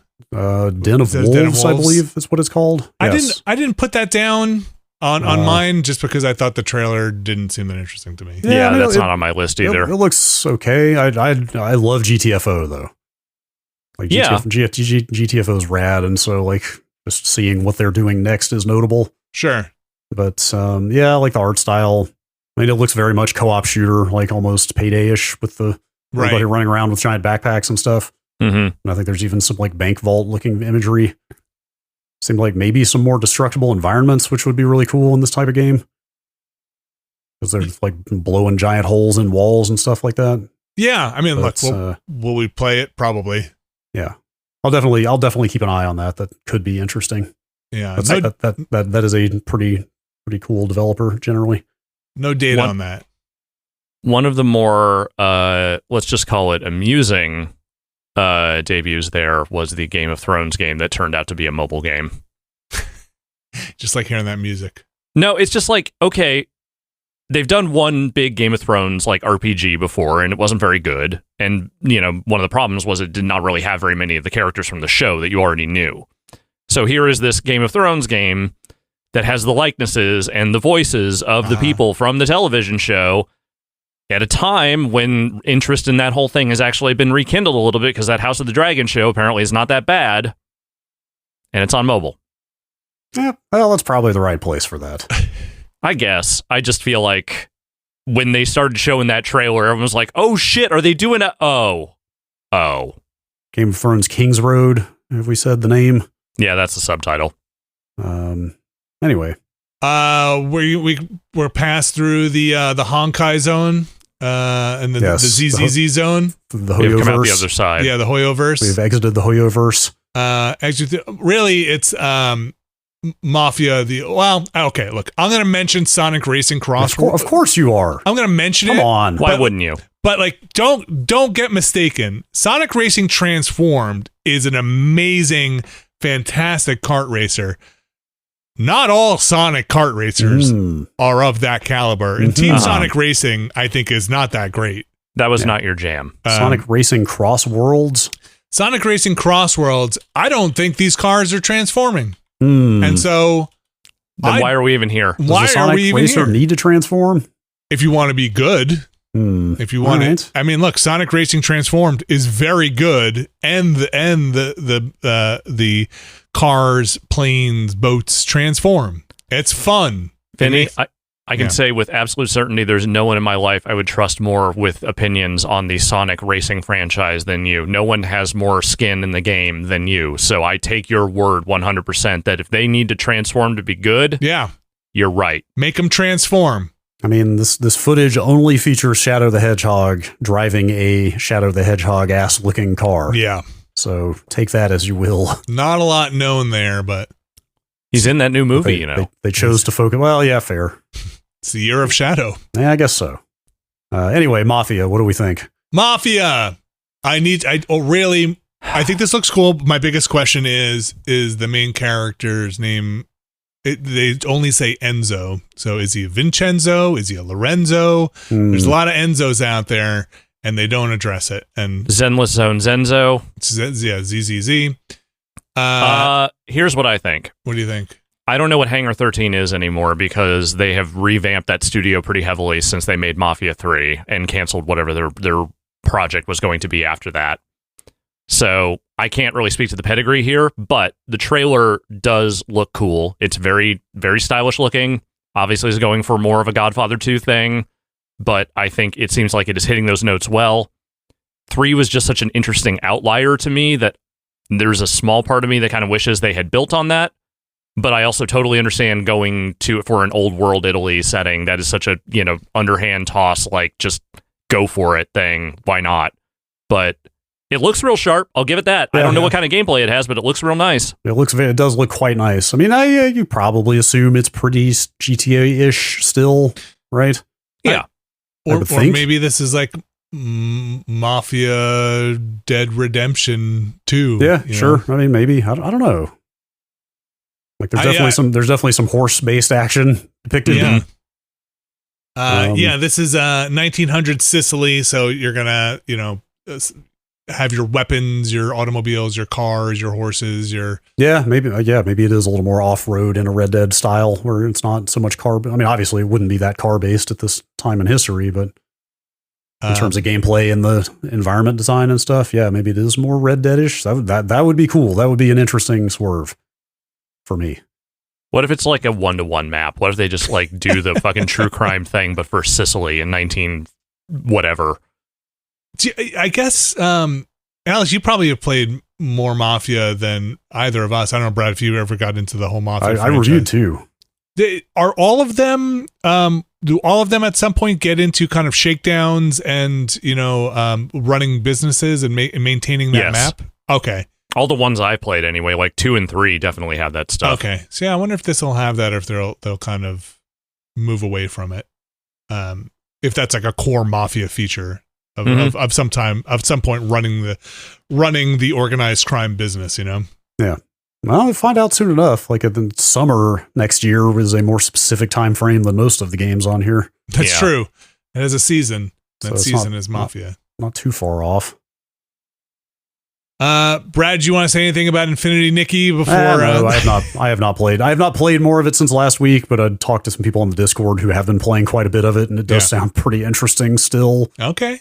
If I can get past all the gotcha-ness of it, I might go back to it at some point. And people were talking about it. It's got dungeons. Somebody was saying it's got combat bosses and fashion bosses, which sounds very interesting. I don't know if I'll play more of that, but we are nearing what at least the Game Awards considers its big finale here. And I will say the next thing to talk about for me is probably my trailer of the show, the thing I'm most curious about. Okay. I won't say it's like some kind of oh shit moment, but this Dispatch trailer really had me like, I am probably the most curious about playing this game than probably anything else I saw here. Yeah, that looks interesting. I mean, it's going to live and die by the quality of the writing. And some of the gameplay, which, is not made explicitly clear here. Like what you will be doing, how much is this a choices matters game versus actually dispatching superheroes on a computer? Yeah, I guess we should say the concept is kind of like superhero agency, right? Mm-hmm. Yeah, like you're sending them out on jobs. Seems like you are kind of a down on your luck superhero who maybe is teased because your dad built you this suit, or your dad's suit, or it's in a lot of the trailer. A superhero workplace comedy is how it bills itself on Steam. Great, and so you're kind of getting this second lease on life by dispatching heroes to crime scenes. It seems like from the trailer at least. Oh, I missed the part in the trailer with the kind of pedigree. Like, this is a lot of ex-Telltale people, isn't it? Yes. Walking Dead, Wolf Among Us, Tales from the Borderlands, it says. So, I mean, that's obvious. I mean, it makes perfect sense. It very much looks like that kind of game. Yes, this seems like a choices matters game, but it does seem like maybe there is some actual gameplay in the dispatching. So that could be cool. Yeah. And we are once again keeping watch to see exactly how many games from ex-Telltale devs come out before The Wolf Among Us 2 ever actually comes out. Yeah. It's coming out with Silksong. It's a 2-pack. Mm-hmm. Get them both. Yeah, this is Ad Hoc Studio. There's a 2025 date on it, but who knows? Yeah. I hope that's good. It looks neat. Though from showing that trailer, you'd think they'd recorded a bunch of stuff. I mean, they had a list of voice actors that was pretty deep. So we'll see. Yeah. It's not an announcement, but before we get to another announcement, this Sam Lake Max Payne bit, pretty good. Oh, the inner monologue stuff. Yeah, I was into it. Yeah, not bad. Knowing, yeah, funny. For Dispatch, I will mention this was the Laura Bailey, Aaron Paul game. Yes, they came out. Oh, that's right. Aaron Paul is in that game. That's right. Yes, I remember that. They did their little bit too. Speaking of bits, yeah. All right. Obviously, like the next 3 things on here. 3 things, 2 things. Yeah, we're kind of getting down to the end here of the big stuff they've saved for last. Which they did not save Okami for actual last, but it was definitely probably the most surprising thing to me here. Close to it. They're making a new Okami. So not only are they making a new Okami, who's making it? Hideki Kamiya is directing it, which he directed the first one, right? I believe so. Like, I should know that. I'm pretty sure he did. With the sequel to Clover. Yes, Clovers. Clovers. It's pretty good. Yeah, he left Platinum some time ago. I don't keep track. It's been at least a couple of years, I think. It's been a while since he left Platinum, so I guess this is what he's been up to this whole time. Founding Clovers, yes, the sequel to Clover. Like this is going to hit a lot of notes for a lot of people. Yeah. Oh yeah. Yeah. It was cool to set this up with his musical performance. Like, did Keeley even say, "Hey, this is a new announcement," or did he just say, like, "Ah, here's a celebration of some blah blah blah blah," and then it, like, I don't remember the setup. Granted, the second you see Okami on screen, you assume something is going on here. It's not like some random tribute to a 20-year-old game for no reason, right? But I like Okami. I didn't play a ton of it back when it came out, but people seem to revere that game substantially.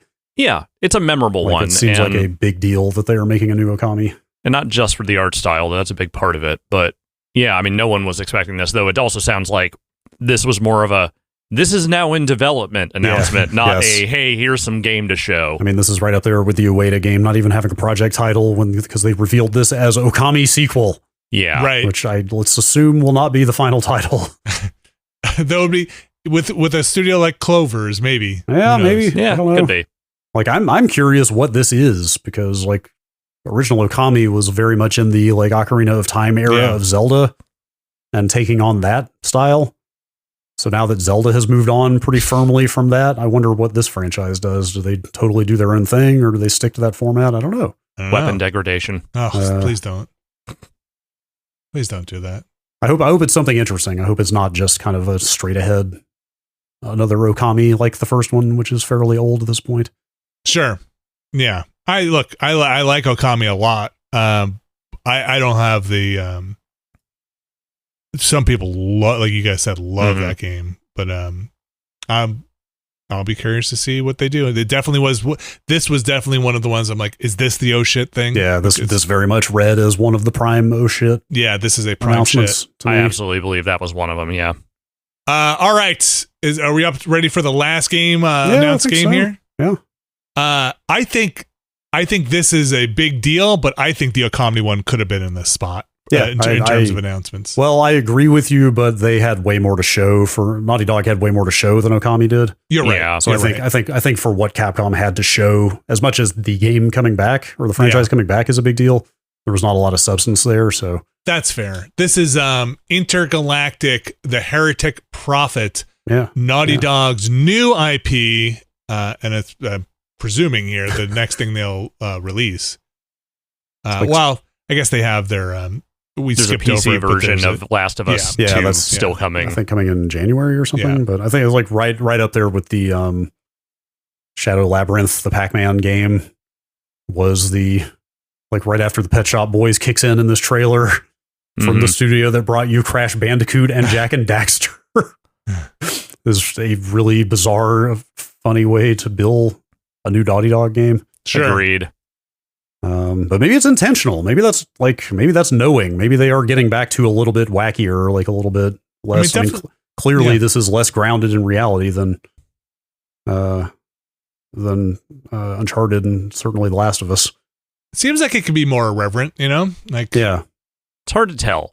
Yeah, I mean, obviously, like serious performances with serious actors in here, but the setting is pretty out there. Yeah, I mean, they're leaning very heavily on the 80s nostalgia. They are leaning very hard on the brand logos for some reason. The Sony and the Porsche and all that. There's like Porsche, Adidas, Sony, like the Pet Shop Boys CD is shown very clearly. Like, yeah, I believe that soda cup has got a recognizable logo on it, perhaps. I don't know. And I mean, that's not an Akira jacket, but that is definitely an Akira jacket. I'm just not quite sure what they're going for with the product placement. I don't know. It could be one of those things that now they're just starting to branch out in that to secure additional funding for games. I mean, look, the Sony stuff I get. No, I mean that's a freebie, right? Yeah. I don't know. Maybe this is what we do now to make the world seem more lived in. I don't know, but I'm trying to see if that gamer chair is a real gamer chair. I wouldn't. If it isn't yet, it will be by the time that game comes out. If that is like some kind of secret lab tie-in, I want off the ride. Yeah. I mean, look, here's the thing. It's space bounty hunting with like, Naughty Dog irreverent tone. That sounds like a real home run. I'm not 100% sold on that trailer, but there is some style there. I think I just need to see what you are doing in that thing moment to moment before I'm really going to get invested in it. Yeah, I don't know what to make of the gameplay. Like they really just showed this one little snippet, right, of kind of laser sword against robot sort of thing. And they really, I think the real standout thing in this trailer is just the facial animation is really fucking good. Yeah, yes, the characters. They mentioned the name of the actress who plays the main character. I didn't recognize the like agent fixer on the other end of the screen. Mm-hmm. The eye patch. Oh, actually, of course, Kumail Nanjiani is on the monitor there. I forgot about that part. I don't know. Yeah, I don't know who the woman with the eye patch is, but all I could think of was Twin Peaks. Nadine. Nadine. Yeah, Nadine's giving you missions. Fairly different performance there. Yeah. I believe there's been some like follow-up quotes about this game and I guess the subtitle sort of implies this. There's like a heavy religious component to the story, which make of that what you will, I guess. Yeah. Yeah, I don't know. We'll see how they handle that and what that amounts to. Do you fly your ship? Or you do you get to have ship combat? Or are you mostly on the third person on the ground? Like a lot of questions. Yeah, like I watched it again right before this and kind of thought about it. Like I could see the entire game taking place on this moon that she's not supposed to be on.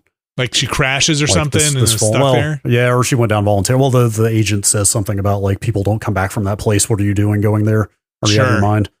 Like this adventure game, action game? Like it could I don't know. I don't know. Souls-like? I Stamina really don't bars. Know. Yeah, we don't know. Naughty Dog is a studio like bursting with talent, so I'm really curious to see what they do. But I don't know what kind of game this will be. Yeah, got to see the tone overall of what they're doing. Yeah, like need to know what kind of game it is. Need to know more about what the story is going to focus on. But like I at least it doesn't just read as more prestige TV in video game form, I guess I would say. Yeah, they're going for something different at least. After The Last of Us blew up on TV, I was kind of worried that like, they're just going to make like grimdark, realistic, prestige TV style stuff forever. And this at least feels a little bit more irreverent than that. Yeah, look, and a little more out there. I wouldn't be surprised if there are people talking to studios. Yeah, about this at the same time, because Druckmann can do that. Reznor and Atticus Ross, who are like a very respected film scoring duo, are doing the score for this. So they're pulling talent for their games. That not that they had a problem with that before, but they are extra doing it now. But I don't is HBO going to like line up to make a series out of this? Probably not. I mean, look. Maybe like this is not too much is known about this, but it is one of those things. If you want to tie tie in the actual, because they're doing likenesses, right? So if you want to tie in the actors and actresses, you probably do something at the same time so that you can get the likenesses right and don't have to recast later on. Yeah, maybe. I mean more like this. The setting, I think, is what a premium. Like, tempting to say like premium cable, but that's not the model. You know what I mean? Yeah, like, that style of production studio like would not be as eager to make to pour a lot of money into a series of with a property like this because it's like less awards ready. You know, we don't know that yet. Like this kind of thing just does not get the kind of Emmys, Oscars style of respect that something like a Last of Us does necessarily. But maybe I don't know. Is Fallout going to get anything? I can't. Fallout did okay, I think. But not amazing at the end. Okay. Like it won here though. It did win here for best adaptation. I mean, like that Fallout show is maybe my game of the year. So. Yeah. And like that's not something you'd ever think would be like critically acclaimed, right? Yeah, for sure. I mean, that setting is definitely kind of out there. Anyway, this looks cool. I'm curious. Yeah. A lot of TBD on this one, though. But yes, definitely need to see more, but not it's not off-putting so far. I'm not unexcited about it. I just need to see more. Yes. And that was kind of it. I mean, we skipped over a few things, not a lot of things. No. We did skip over a few things, but that was kind of it for the Game Awards. In terms of releases and announcements, pretty packed. I mean, here we are around the 2-hour mark ish. And, that's a lot of stuff. Yes, for sure. And a lot of things with 2025 dates, a lot of things with decent amount of things that have no dates and 26 dates, and some stuff that will probably inevitably slip past, right? Like slide around. But as an outlook for stuff to come, if you're trying to gin up excitement for video games, I think it's a pretty successful. Obviously we talked about the industry stuff going on, but in the, hey, are you looking forward to playing some games in the next year or 2 or 3? I think successful. Yeah. Although in the context of what's going on in the industry, like the speech that the head of Larian gave, when he came up to present the Game of the Year award was pretty goddamn serious. I'd say more of an indictment than a speech, right? Yeah, like he really went for it. Like stop fucking people. Good over. on him. Yeah. I'll be curious to see what they put out next too. I mean, they'll be done with Baldur's Gate in about 3 or 4 years. Yeah, I was gonna say tune in next decade for that. Yeah. What do you guys think of the show overall? It was not bad. It was like, it's enough. If I don't know, it feels enough like a marketing exercise that I'm never gonna like really come in here going like, oh man, it was the most amazing thing I've ever seen. Because getting that excited about something that is just marketing to you feels skeezy. Yeah. But as these things go, it's like maybe the best one they've done. Like just generally. In terms of presentation, in terms of giving people time to speak. Yeah. Like allowing people to say what they want. Yeah, I mean, format-wise, I also agree. I think format-wise, if you're going to be an award show, they're, I guess, finding their balance, in some way. Or maybe I've just been in the boiling water too long, and I'm just like, I guess this is what this is going to be. Yeah. Yeah. I mean, look, I've said my piece about what this show is and how it's never going to be the thing I think it should be because the economics of it don't make any sense. But, I think the professionalism has never been the issue. And I think they've gotten more and more, adept at that with each successive show. I think there were, I watched a lot of this stuff after the fact. I think there were enough good announcements there that I totally was at least interested in what they had on offer. And I think the award show segments were done reasonably well by their standards. I'm never, ever going to get excited for one of these shows because they're just not really formatted for me. Yeah, I left it with pretty excited for the announcements. Like the stuff that's announced. I think that's what they want. Yeah, like individual announcements for sure. Yeah, individual announcements. So like, I can get excited for stuff. I've still got that spark in me that's like, cool. All right, that looks like a cool thing. But the thing for me is, a bit of, in older E3 formats, you might get that and then a bit of gameplay, right? Like, sure, this is really dense, even in these 3 hours where you're getting your 30-second trailer and then you're moving on. Maybe have somebody come on stage to talk about it a bit, and then you're moving on. In an older stage show, you might get half as many things, maybe a quarter as many things, but a few of those things would get a little gameplay demo. Right, like here's Cliffy B like playing 5 minutes of the new Gears of War type stuff. Like, yeah, I definitely prefer and that's my preference. Yeah, even though the E3 stuff was even more pure marketing than this is, but totally. Still, like, but it was I know what you mean. Debatable, just like but of a similar ilk. But like. Because we just, as I discovered talking through this stuff, most of these things ended with really remains to be seen what the hell this game is, right? Yeah. Like a lot of these trailers are like, yeah, I don't know, Screamer looks cool. I have no idea what's going to happen in that game. Even the Naughty Dog stuff, which, you know, used to get those at E3 too, which is a teaser.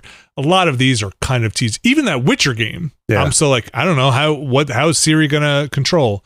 So a lot of these things, while I can get excited for them, they're tempered not just with, you know, a bit of cynicism, with the reality of games, which is, you know, at some point you still have to make the game and kind of decide what it's going to be.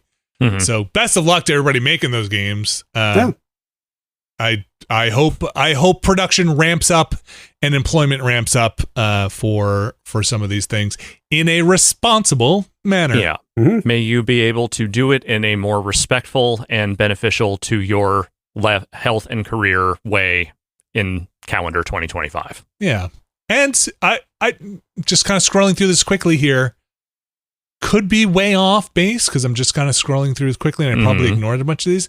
I didn't see, please back me up if I'm way off here, that many live service things? There were some. Definitely not. Yeah, no, we are way we are way down the long tail, kind of toward the end of that, I think. There were a few, but it was not, and most of those were not front and center. Yeah. That stuff has been tapering off for a while for sure. Yeah. Or games as service, you know, or at least weren't pitched that way, right? Of like, you know. But yeah, that's the 2024 Game Awards. I think in terms of taking a step back and wrapping up the year and looking towards 2025, these were mostly new announcements. There's a bunch of stuff that's already been announced for 2025. You know, stuff that is Wolverine still 2025? That's what they said. I believe that has not changed. Okay. Still room for it to change, but they did not say anything to that effect. God, I remember when they announced Wolverine in 2025 sounded like an impossible year. And now it's 2 weeks from now. But yeah, we'll see what happens in 2025. But you can hear all about our 2024 in our next two podcasts, our Game of the Year podcast, where we talk about our individual top 10s. We talk about some other games that didn't make it onto the list. Mostly that's in the second episode. It's split up over 2 parts. You can hear that over the next 2 weeks. But that's going to wrap up our 2024 today. Yeah. We do have some business to take care of here before we get out some of housekeeping. Here. Some housekeeping. We are going to be continuing on our Watchcast journey with just a break during our break. We are wrapping up our holiday. Our holiday, what was it? Our not necessarily holiday movies, but hyper-violent movies that also sort of at least take place around Christmas. And what is our final entry? That will be the David Cronenberg classic, Eastern Promises. I was gonna say I won't spoil it, but this one makes it up the list a bit for me. Yeah, it's a good movie. It's probably the reason. It's a heck of a film. Turns out they still make pretty good movies. Cinema. Well, maybe they did. Maybe they don't anymore. Yeah, not since 2007. No. And then Alex, what are we getting into next? I can exclusively reveal here, world exclusive. That we will, in fact, be doing the thing we have joked about roughly for like 2 years now, the Jude Law sci-fi category. We're making good on it. We already did Existenz, but there's still like 4 other movies in that category, so fuck it, let's do them. And if you're listening to these in the order of release, it will probably have some kind of tie-in to when we talk about our Watchcast ideas on the Ramblecast, which I think is the next week, where we talk about next week. Sci-fi Jude Law stuff, and we probably say maybe we should do that. I don't know. That's always a good one. That. So maybe we should do that. So yes, we will be kicking that off. So that will go up when we return, right, Alex? In 2025, there will be a schedule going up on the Patreon sometime between now and the new year, and that will give you the full thing. But the first one on the list, Sky Captain and the World of Tomorrow. Never seen it. Curious to see it. I believe there's also an eye patch in that. I have seen it. It's been some time. Okay. Well, we will have our thoughts on that when we return in 2025. You can see that schedule not today, but soon over on the Patreon, patreon.com/Nextlander, where you can find a bunch of stuff. We'll have a new Never Been a Better podcast. We'll have all the watchcasts will be up there. Planoramas are up there. The Video Ramble cast is up there. All sorts of stuff over there on the Patreon, where you can go support us.